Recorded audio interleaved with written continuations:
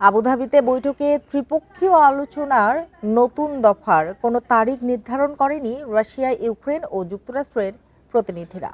শুক্রবার একথা জানান ক্রেমলিন মুখপাত্র দিমিত্রি পেসকভ। তবে নতুন দফার আলোচনা দ্রুতই শুরু হবে বলেও জানান তিনি। যদিও যুক্তরাষ্ট্রে এই বৈঠক অনুষ্ঠিত হওয়ার কোনো পরিকল্পনা নেই। আবুধাবির আলোচনাকে একদিকে গঠনমূলক, অন্যদিকে জটিল হিসেবে বর্ণনা করেছেন পেসকভ।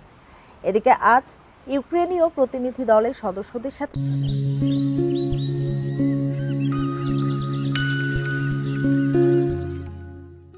বৈঠক করবেন দেশটির প্রেসিডেন্ট। পরে আবুধাবির আলোচনার সংবেদনশীল বিষয়গুলো সাংবাদিকদের কাছে তুলে ধরবেন ভলোদিমির জেলেনস্কি। এর আগে বৃহস্পতিবার সংযুক্ত আরব আমিরাতের আবুধাবিতে মার্কিন মধ্যস্থতার রাশিয়া ইউক্রেনের মধ্যে দ্বিতীয় দফা শান্তি আলোচনা শেষ হয়। তবে উভয় পক্ষই ভূখণ্ড সহ যুদ্ধবিরতির মতো মূল বিষয়গুলোতে উল্লেখযোগ্য অগ্রগতি অর্জনে ব্যর্থ হয়েছে।